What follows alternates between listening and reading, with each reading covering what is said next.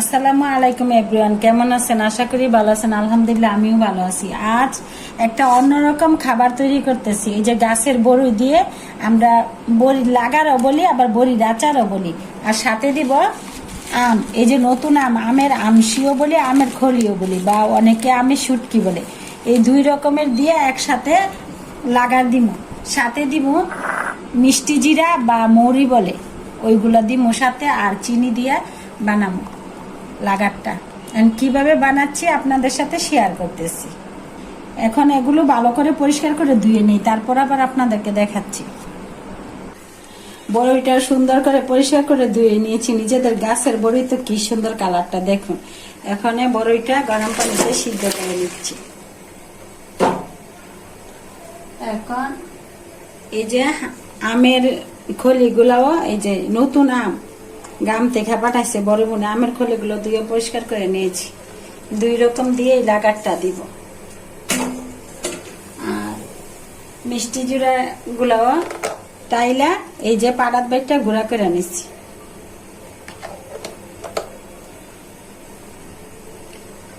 সাথে দিয়ে দিচ্ছি লবণ পরিমাণ মতো। এখন একটু ঢেকে দিচ্ছি ভালো করে সিদ্ধ হওয়ার জন্য।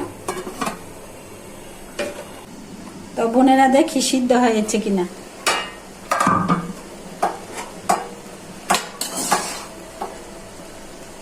এই যে বড়িটা সিদ্ধ হয়ে গেছে। এই যে দেখুন কি সুন্দর একটা কালার আসছে সিদ্ধ হওয়ার পরে।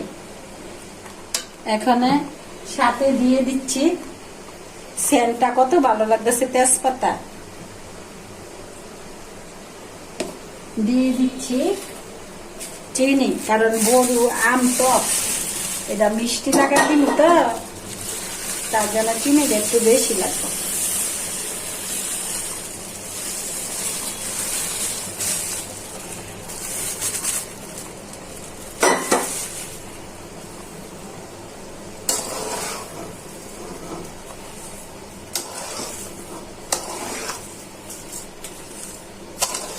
বড়িটা সিদ্ধ হয়ে গেছে, লবণ পরিমাণ মতো দিয়ে দিচ্ছি। চিনিটা দিব, তেজপাতাটা দিলে একটু লাগারটা গ্রান আসে। আমরা এটা বড়ির আচারও বলি, বড়ির লাগারও বলি। একটা দিয়ে তেলটা, আরেকটা দিয়ে এরকম ভাবে লাগা। এখন ওই যে মিষ্টি জুড়ার গোড়াগুলা দিয়ে দিচ্ছি। ভালো একটা সেন্ট আসে, খাইতেও স্বাদ লাগে। এটা শুধু মিষ্টি দিব,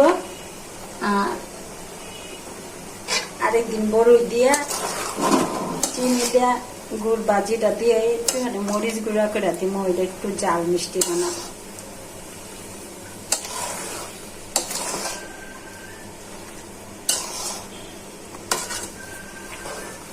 এই যে বোনেরা দেখুন, আর মিষ্টি জিরাটা দেওয়ার সাথে সাথে কি একটা সেন্ট আসছে, মজার একটা গ্রান।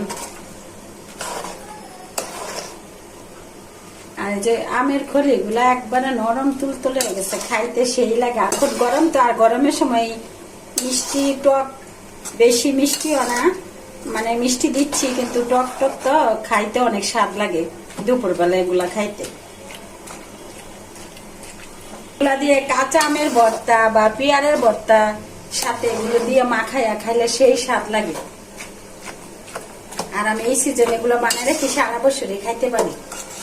পেয়ারা মাখা তো দে, আম ভর্তা তো দে, দিয়া পরে বানাই। একটু টেস্ট করে দেখি। ও সেই স্বাদ। ভালো করে হোক, পরে আবার সম্পূর্ণটা হয়ে সালে আপনাদেরকে দেখাচ্ছি। বোনেরা দেখুন কি সুন্দর লাগাটা হয়েছে।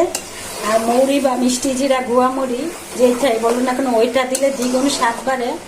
এই যে বড়ই, আর ওই যে লোকের কাছে বিক্রি যে করে, ওরা তো কালার দিয়ে, ফুড কালার দিয়ে দিয়া কালার করে না, এটা অরিজিনাল, সেই স্বাদ লাগবে। আমের খলি বা আমশি, আমের শুটকি যাই বলুন, ওই দুই রকম মিলাই একসাথে বানাইছি তো সেই স্বাদ আর সেই মজা। এই যে দেখুন কি সুন্দর কালার হয়েছে চিনি দিয়া দেওয়ার পরও, কারণ আমরা তো কালার দিই নাই, বড়িগুলা অনেক স্বাদের বড়ি। ভাই ও বোনেরা, আপনারা কষ্ট করে আমার ভিডিওগুলো দেখেন, কিন্তু লাইক কমেন্ট করেন না, সাবস্ক্রাইব করেন না। আমার মনে একটু কষ্ট লাগে, কিন্তু আপনারা যেহেতু কষ্ট করে আমার ভিডিওটা দেখেন, একটু লাইক করবেন, কমেন্ট করবেন, সাবস্ক্রাইব করবেন, তাহলে আমার মনে আরো উৎসাহ লাগবে।